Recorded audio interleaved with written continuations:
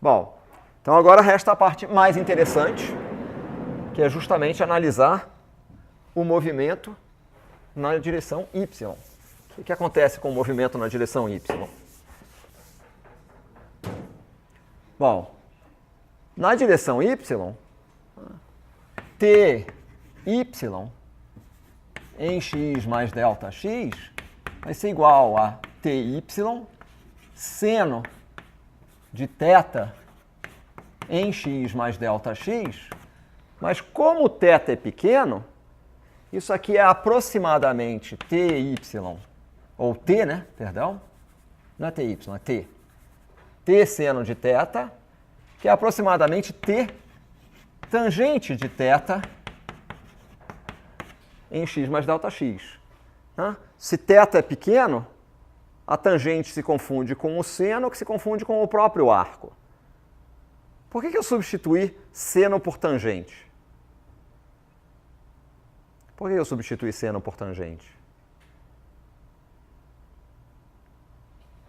Como é que a gente acha a tangente de um ângulo de uma função f de x?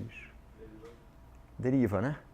Então, isso aqui é igual a t dy dx em x mais ΔX. Ok? Bom, então agora vamos combinar tudo. Δm vezes a segunda derivada, né, a aceleração. A aceleração em y, né, corresponde justamente a d2y dt2. Certo? Deixa eu substituir logo ΔM. Não, vai, tudo bem. Isso aqui vai ser igual a t que multiplica dy dx em x mais ΔX menos dy dx em x. Vocês estão de acordo com isso? Não? Olha a expressão ali em cima. As forças na direção y. Tem a força em x mais ΔX que puxa para cima, a força em x que puxa para baixo. Certo? Bom, isso aqui eu vou substituir aqui, escrever que isso aqui é μ vezes ΔX. E agora eu vou reescrever isso, dizendo que eu vou dividir por t os dois lados, vou dividir por ΔX os dois lados. Não, eu vou dividir por μ ΔX dos dois lados. Então, d2y dt2 vai ser igual a t sobre μ, que multiplica dy dx em x mais ΔX, menos dy dx em x, dividido por ΔX. Essa expressão entre colchetes é familiar, né? Se eu escolho um valor de ΔX suficientemente pequeno, o que a gente tem entre colchetes?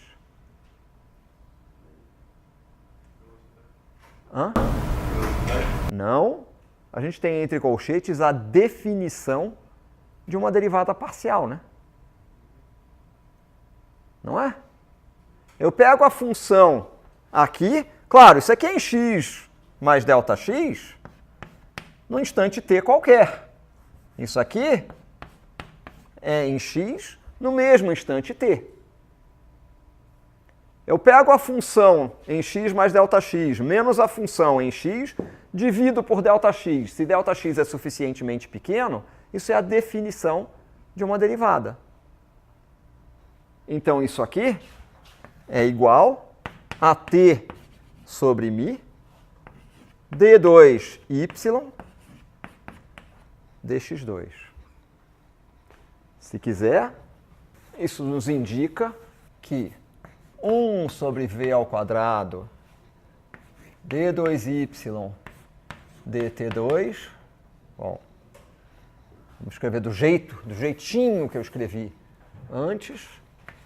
D2y dx2 menos 1 sobre v ao quadrado d2y dt2 é igual a zero, onde v é raiz de t sobre μ. Tá? Bom, o que a gente conclui com isso? Que ao analisar a dinâmica de uma porção de corda, a gente chegou a uma equação de ondas. Se a gente chegou a uma equação de ondas, isso significa que sim, soluções ondulatórias, né, ondas se propagando numa corda, são soluções, são fisicamente aceitáveis e que elas se propagam com uma velocidade que é dada pela raiz quadrada da tensão na corda dividido pela densidade linear de massa. Vocês podem ainda argumentar que a gente deduziu a equação de ondas genérica tendo em mente ondas transversas, que o exemplo, o protótipo de exemplo de ondas transversas eram ondas numa corda, como está ainda ilustrado ali. No entanto, vocês notem que o que a gente fez até chegar à equação de ondas não foi específico para cordas. Foi inspirado em cordas, mas não foi específico. Ao deduzir uma equação de onda para as cordas vibrantes, não apenas a gente mostra que soluções ondulatórias são fisicamente aceitáveis, mas mais do que isso, a gente calculou a velocidade de propagação das ondas na corda. Tá? Então, esse é o primeiro exemplo de utilidade da equação de ondas. Ok? Quais são as soluções?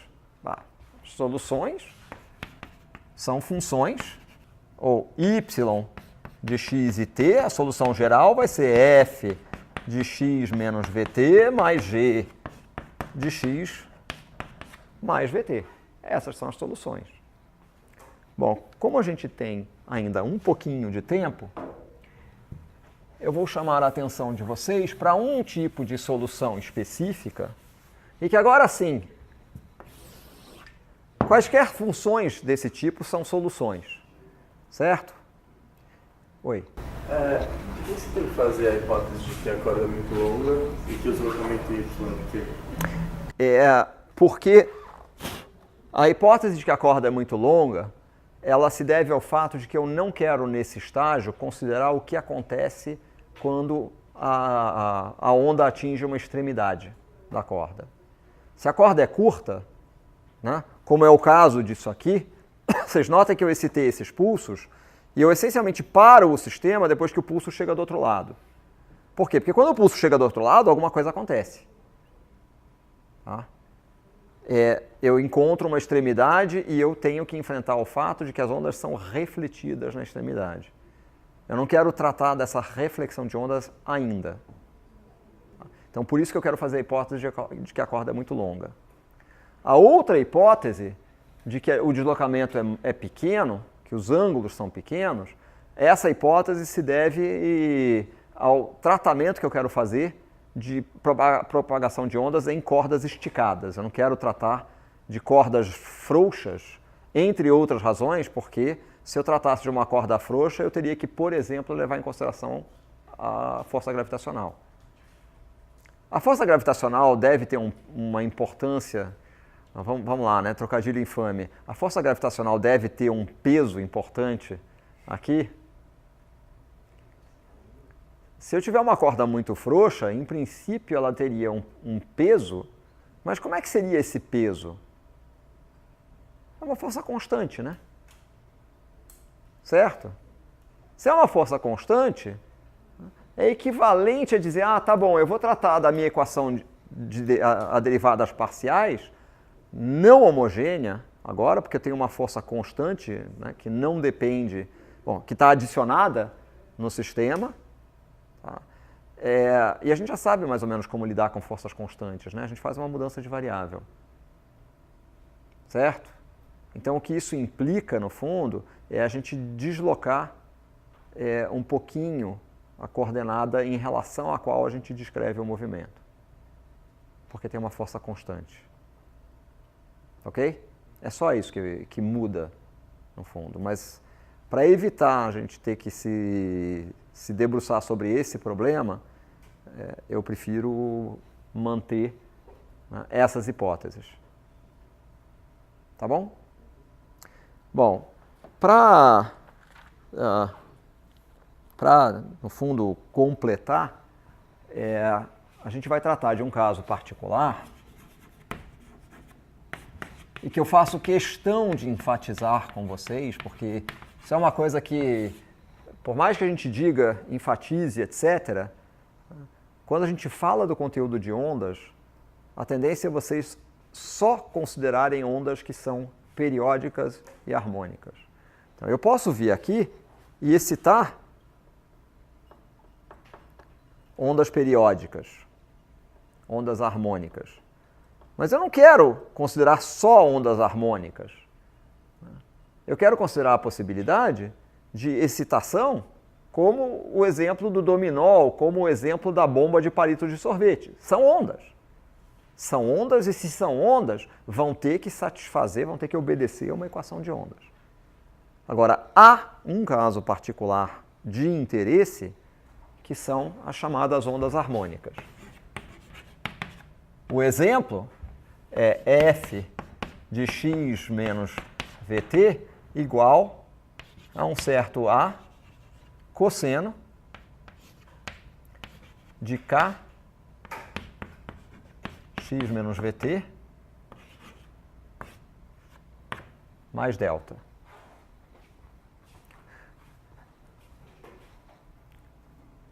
Que tipo de onda é essa?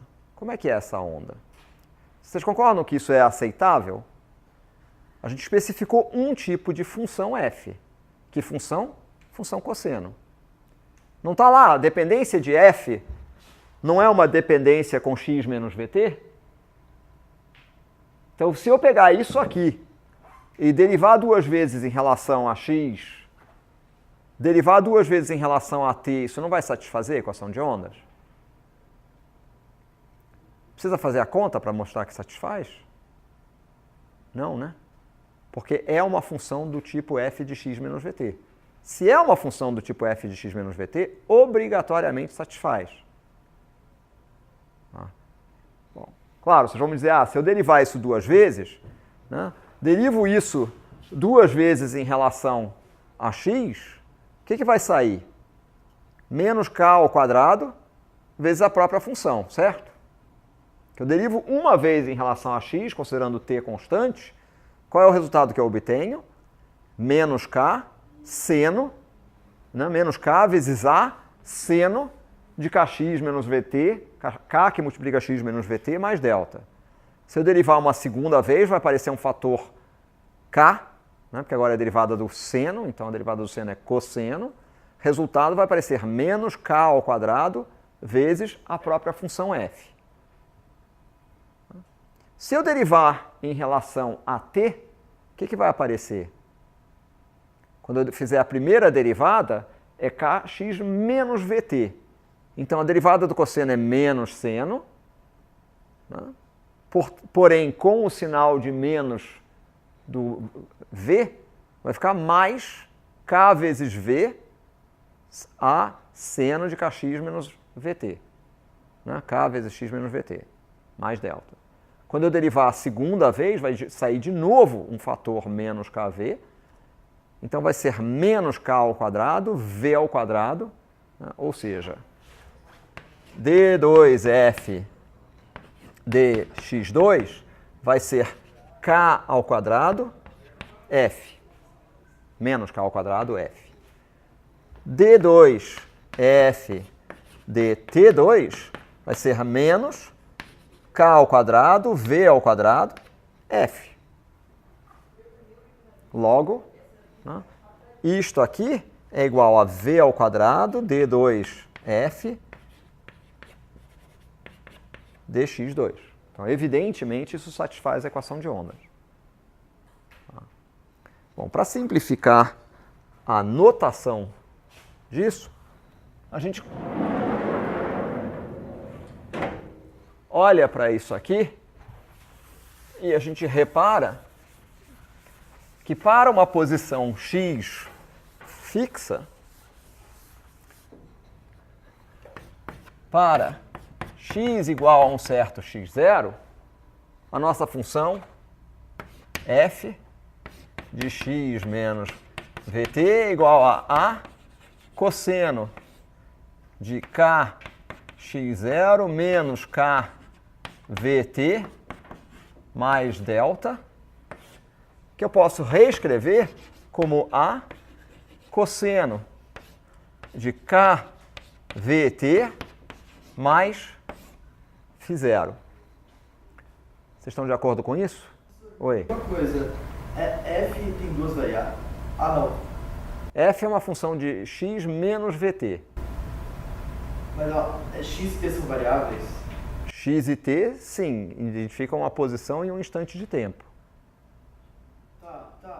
Indicam a posição ao longo da propagação, do eixo de propagação, e o tempo. Sim, faz sentido agora. É que a gente não tinha visto dessa forma em cálculo, mas tudo bem, faz sentido. Tá? Bom, ora, isso aqui lembra muito o que a gente estudou até aqui, não lembra? Que tipo de movimento é esse aqui? Vejam, isso aqui corresponde a y de x0, t, né? Na posição x0, qual é o movimento em y? NHS. Né?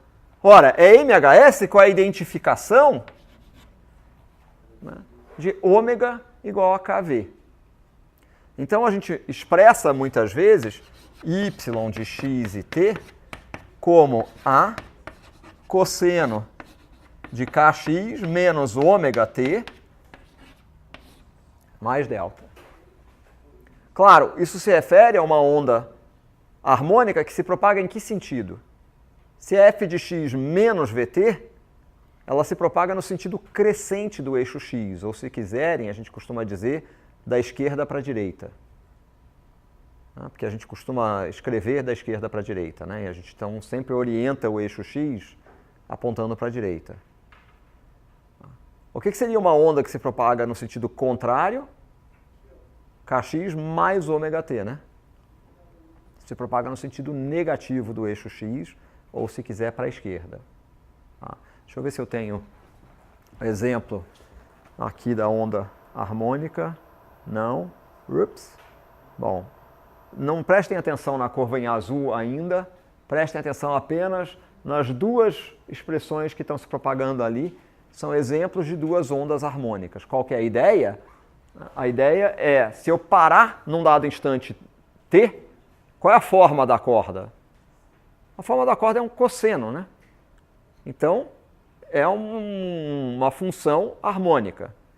O que significa a onda se propagar? A onda se propagar significa que essa função como um todo se propaga. Né? Dito de outra maneira, se a gente se coloca num referencial que se move com a mesma velocidade de propagação da onda, o que a gente vê? Algo estático, né? Então, a gente veria a forma da corda como uma senoide. Tá certo? Toda onda é dessa forma? Não. Isso é um exemplo particular de onda, ondas harmônicas. Na próxima semana, nós vamos ver algumas características importantes de ondas, como interferência, por exemplo, o princípio de superposição. Tá? E nós veremos que, ao escrever dessa forma, primeiro a gente tem essa relação aqui, ômega igual a K vezes V. A gente vai interpretar o que significa esse parâmetro K. Vocês não me perguntaram por que diabos eu botei um parâmetro K aí? Por que eu botei um parâmetro K? Por que eu não escrevi direto cosseno de x menos vt? Porque a função vai ser contínua. Não. Como é que tem que ser o argumento de um cosseno? Adimensional. X não é adimensional. Então eu preciso de alguma constante para multiplicar x, de modo que o argumento seja adimensional. Pergunta, qual é a dimensão de K? Inverso de comprimento. Metro menos 1 é unidade em sistema internacional, certo? Inverso de comprimento. Para garantir que o argumento do cosseno seja adimensional. O que a gente vai ver na semana que vem? A gente vai ver, bom, vocês já imaginam o que é esse ômega aqui, né? O que é esse ômega? É uma frequência angular, claro. Né? Para cada ponto, se eu estou pensando, por exemplo, em ondas harmônicas numa corda, para cada ponto da corda, o movimento é um movimento harmônico simples. O que isso significa? A frequência angular do movimento harmônico simples é ômega. Isso me permite definir um período. Né? E, de fato, a onda é periódica, porque se eu sentar num ponto da corda, né, e fixar lá, o movimento desse ponto da corda vai ser periódico, com período t igual a 2π sobre ômega. Aqui deve corresponder K. Ora, as variáveis ômega e K, ômega e x, não tem mais ou menos o mesmo papel nessa história? Então, K estará para x, assim como ômega está para t. Ômega é 2π dividido pelo inverso do período. K vai ser o quê? 2π dividido por um inverso de período, mas ao invés de ser um período temporal, vai ser um período espacial. Então, se eu olhar para a onda ali, a distância entre dois máximos indica, né, uma periodicidade espacial de repetição. K vai ser 2π dividido por essa periodicidade espacial, que a gente chama, ao invés de chamar de periodicidade espacial, a gente chama de comprimento de onda. Ok? Então, segunda-feira que vem, a gente retoma esse conteúdo, tá, para deixar bem claro o que são esses parâmetros no problema. Tá bom? Muito bem. Então, por hoje é só.